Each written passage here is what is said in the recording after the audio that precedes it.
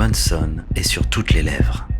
Ce n'est plus seulement une figure de la scène rock, mais l'homme derrière le masque, Brian Warner, qui est désormais exposé sous une lumière crue. Une ex-compagne, Evan Rachel Wood, fait éclater sur Instagram des révélations aussi fracassantes qu'inattendues. Une avalanche d'accusations qui soulève un voile déjà troublé par des décennies de provocations et de controverses. Mais derrière ce personnage public qui se délecte des outrances scéniques, qui est vraiment Brian Warner ? Qui se dissimule sous les couches de maquillage ? Pour le comprendre, il faut revenir à ses origines, dans une ville tranquille du Midwest américain.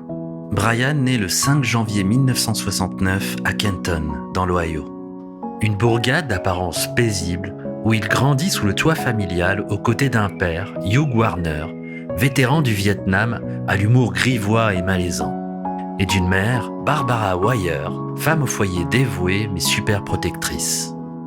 Brian, enfant unique, évolue dans un environnement qui, derrière les apparences banales, cache des zones d'ombre insoupçonnées. Déjà à l'adolescence, il partage ses journées avec un cousin, Chad McCabe, avec qui il s'échappe de la routine familiale pour explorer l'inquiétante cave du grand-père. Une cave à la fois fascinante et dégoûtante, emplie de magazines osés, de sous-vêtements féminins et d'objets étranges. Un jour, l'horreur se concrétise sous ses yeux.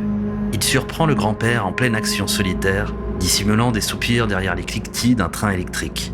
Cette scène s'incrustera dans sa mémoire pour ressurgir des années plus tard dans le morceau Kinderfeld de l'album Antichrist Superstar. Le secret familial est lourd. Brian comprend vite que dans cette famille, le silence prévaut sur la vérité. Ceux qui révèlent les zones sombres sont montrés du doigt, alors que ceux qui s'y complaisent restent intouchables. C'est une leçon amère qu'il retiendra et qui influencera toute sa démarche artistique. Dénoncer l'hypocrisie, mettre en lumière les ténèbres sous le vernis bien pensant. Mais son adolescence n'est pas marquée uniquement par les ombres familiales. Il perd également sa chienne adorée, Alécha, victime d'un empoisonnement mystérieux. Brian soupçonne un voisin, Mark, qu'il avait jadis dénoncé pour des gestes déplacés. 2 traumatismes majeurs qui le façonnent à jamais.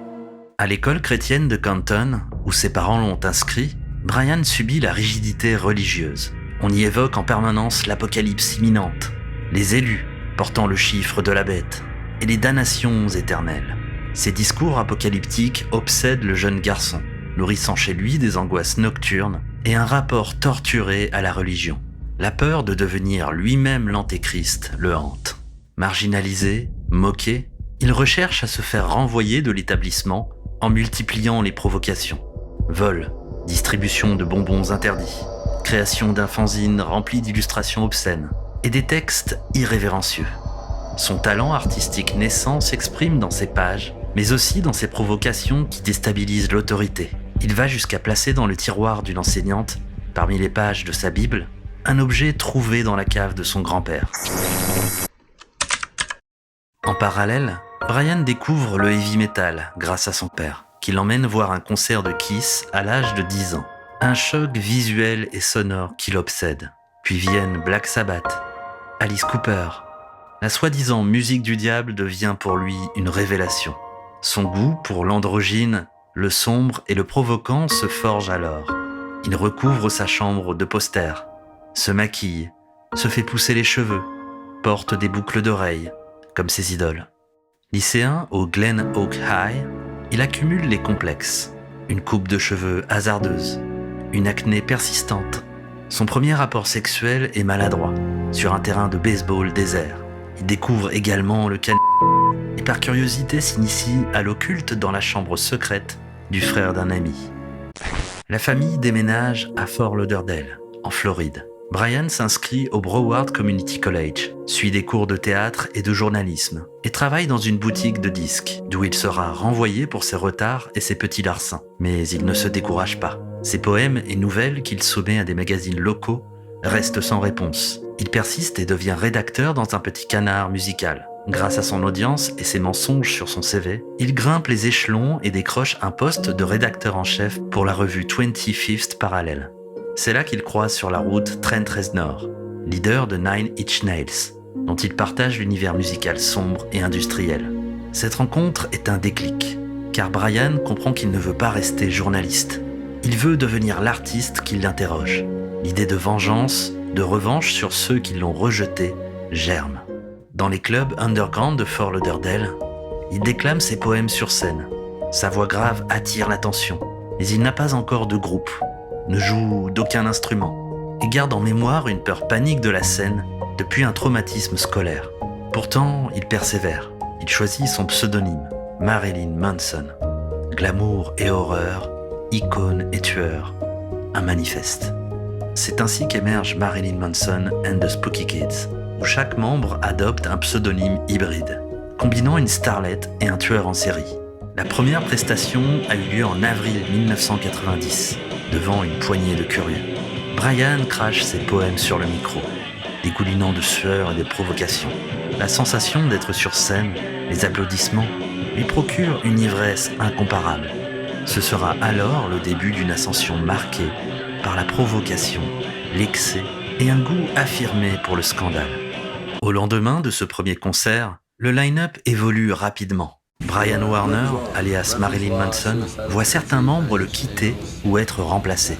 Ainsi, son ami du théâtre, Brian Tutunik, qui incarnait Olivia Newton-Bundy à la basse, laisse sa place à Brad Stewart, un musicien déjà impliqué dans la scène métal locale. Du côté des claviers, Perry, alias Zaza Speck, est remplacé par un personnage encore plus énigmatique, Stephen Beer, connu sous le nom de Madonna Wayne Gacy, ou tout simplement Pogo. Pogo, un jeune homme à la fois fascinant et inquiétant, souffre d'épisodes d'absence sévères dus à un traitement contre l'hyperactivité dans son enfance. Mais Brian se lie d'amitié avec lui instantanément et l'intègre au groupe, même avant qu'il ne possède un clavier. Sa singularité et son attitude étrange contribuent à forger l'identité visuelle et sonore du groupe. À cette époque, sans Internet pour propulser leur musique, les prestations scéniques sont essentielles. Marilyn Manson l'a bien compris. Il faut que le show soit total, une expérience à la fois sonore et visuelle, qui secoue et dérange le public. Pour renforcer sa dimension spectaculaire, il fait appel à une figure féminine, Nancy, une amie gothique et passionnée, prête à tout pour faire partie du projet et pour séduire Marilyn Manson. Sur scène, Nancy devient une sorte d'objet, enfermée dans une cage ou réduite à des tenues minimalistes. Mais cette relation passionnelle tourne au vinaigre. Marilyn finit par tromper sa petite amie Teresa avec Nancy, ce qui déclenche chez cette dernière une jalousie obsessionnelle et des tentatives de vengeance. Un soir, dans un moment de rage extrême, Manson envisage d'incendier la maison de Nancy et se ravise au dernier moment. Malgré ces turbulences, les concerts continuent à défier les limites du supportable. Parmi les rituels de ces shows, Manson allume un feu dans une vieille boîte métallique, une lunchbox américaine typique, en hommage à leur morceau du même nom. Il cultive sa réputation de pyromane, n'hésitant pas à brûler des objets sur scène ou en coulisses, ce qui lui vaudra plusieurs ennuis avec la justice. Autre facette de ses provocations, lancer dans la foule des sachets divers, certains remplis de coquilles au chocolat, d'autres de crottes de chat, métaphore crue de la vie et de ses surprises parfois nauséabondes. En 1990, un coup de chance se présente. Le groupe Marilyn Manson and the Spooky Kids est invité à assurer la première partie d'un concert de Nine Inch Nails, groupe emblématique du métal industriel dirigé par Trent Reznor, que Brian avait déjà interviewé dans son rôle de journaliste. Cette opportunité majeure met Manson sur le radar. À la fin du concert, il remet une cassette de ses morceaux à Reznor, espérant séduire ce poids lourd du genre. L'année 1992 marque un tournant. Le groupe recrute un manager et remplace la boîte à rythme par un vrai batteur, Freddie Starters, rebaptisé Sarah Lee Lucas, seul candidat à une audition originale. Mais les changements ne s'arrêtent pas là. En 1993, le bassiste est écarté du groupe après avoir été victime d'une grave addiction à l'héroïne. Brian, touché par son ami, a tenté à plusieurs reprises de le sortir de cette spirale. Mais après 4 overdoses, il préfère couper les ponts, conscient que son projet artistique exige des collaborateurs pleinement investis. Pendant cette période, Manson reconnaît son usage prolongé des drogues, du LSD à la cocaïne, mais affirme toujours avoir contrôlé sa consommation. Le bassiste, remplacé par Jordi White, alias Twiggy Ramirez, un musicien de thrash metal rencontré dans un magasin de disques et avec qui il partage de nombreuses escapades délirantes. Du harcèlement téléphonique anonyme à des virées effrayantes à Disney World sous acide. Il se murmure que Twiggy aurait délibérément cherché à évincer son prédécesseur en s'alliant avec lui pour le pousser à la consommation, afin de le faire renvoyer. Twiggy Ramirez devient rapidement un pilier incontournable, reconnu autant pour son style androgyne que pour son rôle majeur dans la formation et le succès du groupe. Alors que le groupe s'affirme, le nom Marilyn Manson and the Spooky Kids commence à se faire entendre dans la scène underground floridienne. L'identité du groupe, aussi bien visuelle que sonore, s'appuie sur un mélange de théâtralité, de métal industriel et de performances scéniques radicales, destinées à choquer et à marquer les esprits. Cette fusion de glamour, de provocation et de violence, à la fois androgyne et sanglante, définit le look que Brian gardera pendant plusieurs années. La tension nerveuse, le stress intense de la scène le poussent à vomir aux toilettes après chaque show. Mais le bruit des applaudissements lui procure la meilleure sensation qu'il ait jamais connue. Il sait qu'il est sur la bonne voie et qu'il fera tout pour la retrouver encore et encore. Marilyn Manson se rapproche encore un peu plus du succès. Après plusieurs évolutions dans la composition du groupe, il signe un contrat avec Nothing Records, le label fondé par Trent Reznor lui-même. Cette collaboration marque le début d'une nouvelle ère.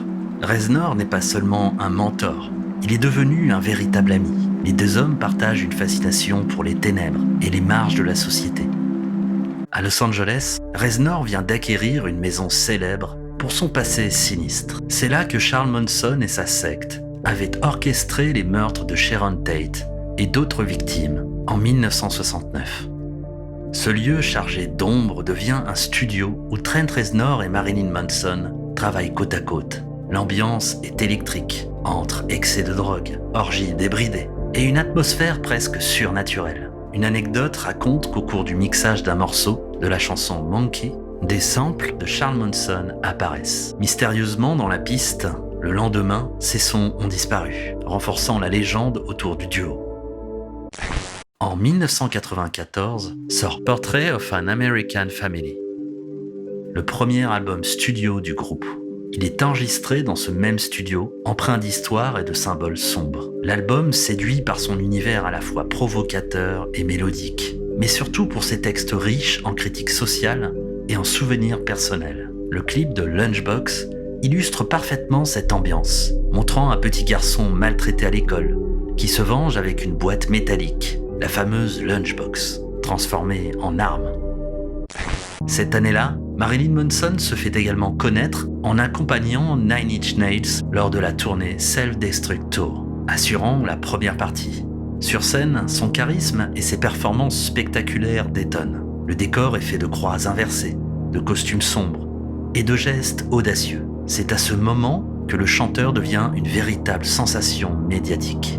La presse américaine le surnomme le nouveau Satan, accusant son art de pervertir la jeunesse. Mais loin de se défaire sous ses attaques, Manson savoure la controverse. Pour lui, choquer est un moyen de se faire entendre et de bousculer un système qu'il juge hypocrite. En 1995, il publie l'EP Smells Like Children, qui contient notamment une reprise de Sweet Dreams de Eurythmics. Ce morceau connaît un succès fulgurant, propulsant Marilyn Manson sous le feu des projecteurs mondiaux. Le clip, glaçant et décalé, joue sur l'esthétique déliquescente et malsaine, contribuant à ancrer Manson comme une icône provocatrice. L'année suivante, en 1996, paraît Antichrist Superstar, sans doute l'album le plus emblématique de sa carrière. Produit en partie par Trent Reznor, cet opus explore des thématiques encore plus sombres, mêlant dénonciation de la religion, critique acerbe de la société américaine et plongée dans les travers humains. L'inspiration vient largement de David Bowie et de son personnage Ziggy Stardust, mais revisité dans une optique nihiliste et apocalyptique. Durant la tournée Dead to the World, Manson multiplie les actes provocateurs, déchirures de Bible sur scène, harangues apocalyptiques. Ces spectacles déclenchent des vagues de protestations aux États-Unis. Des groupes religieux et politiques appellent à l'interdiction des concerts, dénonçant un message soi-disant satanique et dangereux. Malgré la polémique, Antichrist Superstar remporte un succès commercial énorme. L'album se hisse à la 3e place du Billboard 200 et y reste plusieurs mois. Marilyn Manson devient une figure majeure de la scène métal et industrielle, à la fois adulée et décriée. Cette période est aussi celle où il construit son image publique. Un dandy sombre, à la fois élégant et inquiétant, multipliant les apparitions médiatiques, toujours dans l'optique de choquer et de repousser les limites. Parallèlement, il s'investit dans la création visuelle de son projet. Costumes, clips, scénographie et photographie sont travaillés avec soin pour renforcer son univers unique et marquant. Mais le succès grandissant s'accompagne d'une escalade de controverses. En 1997, après un concert, le chanteur est accusé par des groupes religieux, des associations de parents et même des hommes politiques d'encourager la violence et la débauche. Certains vont jusqu'à le surnommer l'Antéchrist. En 1998, Marilyn Manson choisit de prendre une direction radicalement différente avec la sortie de Mechanical Animals. Abandonnant en partie l'univers sombre et industriel d'Antichrist Superstar, il se tourne vers un son plus lumineux, un glam rock inspiré des années 70 en hommage à David Bowie, une de ses grandes influences. Pour cet album, Manson crée un nouveau personnage, Omega, une rockstar extraterrestre androgyne aux cheveux flamboyants. Ce changement d'image se reflète aussi dans sa vie personnelle. Il rompt avec sa petite amie de longue date, Missy Romero, pour s'afficher au bras de l'actrice Rose McGowan, avec laquelle il fait sensation sur les tapis rouges, arborant des tenues audacieuses et provocantes. Mechanical Animals est un véritable triomphe commercial et critique. Le single, The Dope Show, devient un hymne de la fin des années 90, son clip tournant en boucle sur MTV. Le groupe reçoit plusieurs récompenses et obtient une nomination aux Grammy Awards, confirmant leur statut incontournable. Cependant, les tensions internes persistent. Le guitariste Timothy Linton, alias Zim Zoom, est évincé dans des circonstances mystérieuses. Des rumeurs évoquant des problèmes de drogue ou de jalousie de la part de Manson. Il est remplacé par John Lowery, plus connu sous le nom de John Five, un musicien très technique et passionné, plus réservé, qui contraste avec l'exubérance de ses camarades.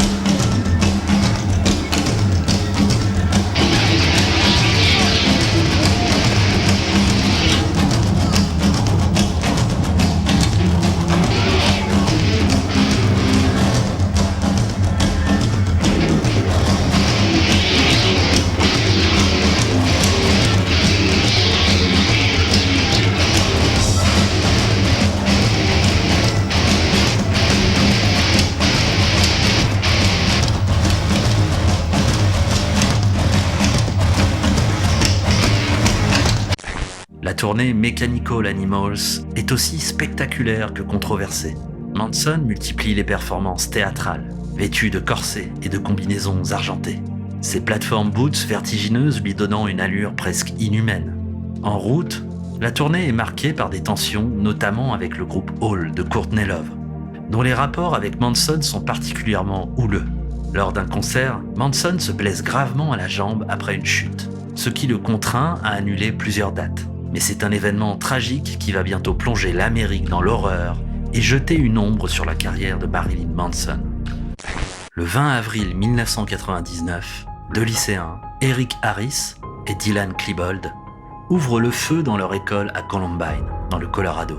13 personnes sont tuées, 24 autres blessées, avant que les deux assaillants ne se suicident dans la bibliothèque. Cet événement tragique déchire le pays, qui est alors confronté à un phénomène encore peu fréquent. Les médias, les responsables politiques et l'opinion publique cherchent des explications, un bouc émissaire. Parmi les nombreux artistes écoutés par les deux adolescents, un nom revient souvent, Marilyn Manson.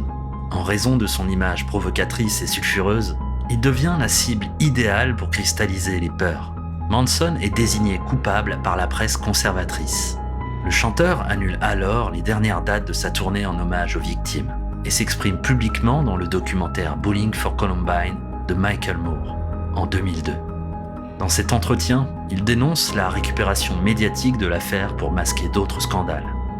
Cette interview marque un tournant dans la perception publique de Marilyn Manson, révélant un artiste conscient des enjeux sociaux et politiques derrière son personnage provocateur.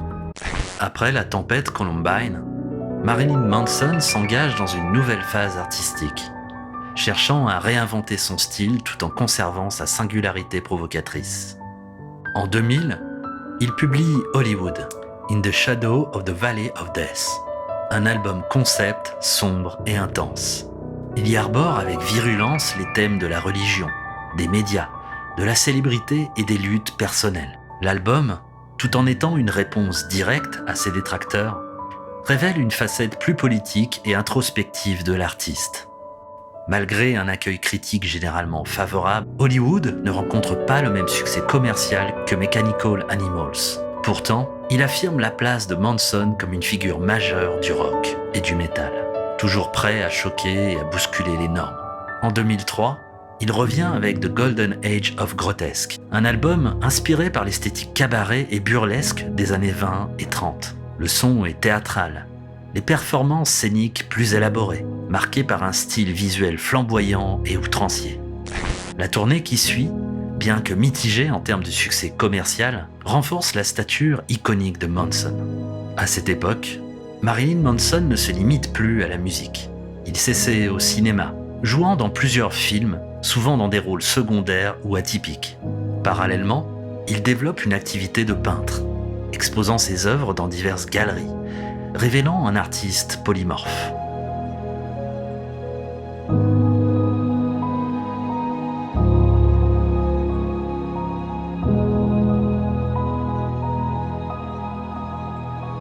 En 2007, il revient à la musique avec Eat Me, Drink Me, plus mélodique et introspectif, marqué par sa rupture avec Dita Von Teese. Bien que l'accueil soit mitigé, certains morceaux comme Earth-Shaped Glasses rencontrent un certain succès. 2 ans plus tard, en 2009, sort The High and the Flow, où il évoque ses déceptions personnelles et les complexités de ses relations. L'album, plus brut et moins accessible, divise les critiques mais confirme la fidélité d'une partie de son public. Sa vie sentimentale connaît des hauts et des bas, notamment avec l'actrice Evan Rachel Wood, avec qui il entretient une relation tumultueuse, faite de ruptures et de réconciliations. En 2012, Marilyn Manson publie Born Villain, un retour aux racines industrielles et provocatrices, qui bénéficie d'un accueil correct, mais ne crée pas l'effervescence de ses débuts. En 2015, The Pale Emperor marque une véritable reconnaissance artistique, saluée par la critique. L'album blues rock, sombre et introspectif, révèle un Manson plus mature, moins axé sur la provocation facile et plus sur une démarche artistique sincère. Il poursuit les tournées mondiales et collabore avec des artistes variés, consolidant sa place dans l'histoire du rock contemporain. En 2017, Marilyn Manson sort Even Upside Down, un album qui revient à une esthétique plus proche de ses débuts, mêlant métal industriel, textes provocateurs et atmosphère sombre. Bien que l'accueil critique soit mitigé, il confirme son statut de figure incontournable de la scène alternative. Mais en 2021, un tournant brutal survient. Evan Rachel Wood, son ancienne compagne, porte publiquement sur Instagram des accusations très graves à son encontre. Ce témoignage déclenche une onde de choc médiatique. D'autres femmes s'expriment, évoquant des comportements similaires. Les enquêtes sont ouvertes. Ses contrats et collaborations sont suspendus. Sa réputation est profondément entachée. Marilyn Manson nie fermement toutes les accusations, affirmant que ses relations ont toujours été consenties. Pourtant, l'impact sur sa carrière est immédiat. Disparition quasi totale des apparitions publiques et absence de nouveaux albums. Son avenir professionnel reste incertain et son image sulfureuse se voit désormais teintée d'ombres bien plus lourdes. Après une période d'absence et de tumulte, Marilyn Manson revient plus déterminé que jamais, porté par une énergie nouvelle et un souffle renouvelé. Brian Warner, l'homme derrière le masque, a choisi de tourner la page sans renier son passé sulfureux, en s'entourant d'une équipe aussi expérimentée que passionnée. Depuis 2024, le public découvre une formation reconfigurée, où chaque musicien apporte son propre poids, sa propre voix. Tyler Bates, multi-instrumentiste, arpente les scènes avec une maîtrise fluide. Tyler Bates. À ses côtés, Reba Meyers, figure puissante du groupe Code Orange, incarne l'énergie brute et viscérale. Sa guitare rythmique électrise la scène. Ses chœurs renforcent la dramaturgie d'un spectacle qui mêle ombre et lumière. Thing number one here, I like to call the Grim Reba Myers.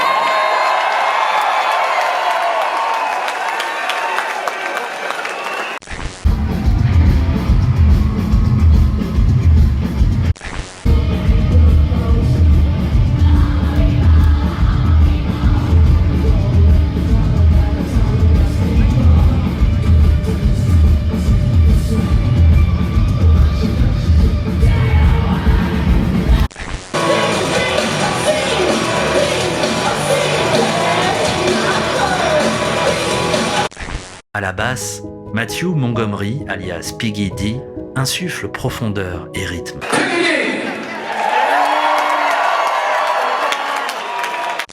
Tandis que Gil Sharon à la batterie impose une cadence nerveuse et précise, gardien du tempo dans cette nouvelle ère.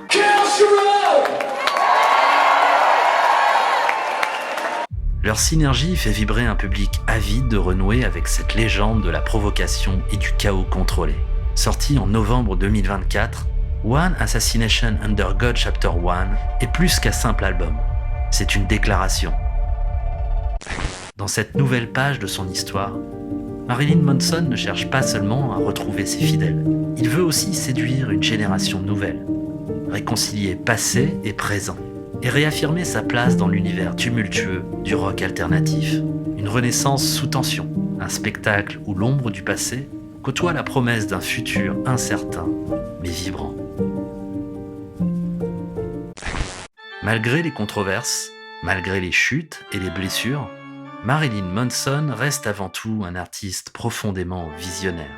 Par ses provocations, ses performances et son esthétique unique, il a su capter comme personne l'âme complexe et contradictoire de la société américaine. Ce mélange de fascination et de peur, de lumière et d'ombre, de glamour et de violence. Il a dressé un miroir parfois dérangeant, souvent fascinant, où se reflètent nos obsessions, nos tabous et nos démons collectifs. Plus qu'un simple provocateur, Manson est un témoin de son temps, un conteur des angoisses et des dérives d'une époque en perpétuelle mutation. Son œuvre, aussi sombre soit-elle, porte en elle une lucidité rare, une intelligence artistique qui transcende la simple polémique. Et c'est cette capacité à s'interroger, à bousculer, à provoquer la réflexion qui fait de Marilyn Manson une figure incontournable du paysage culturel.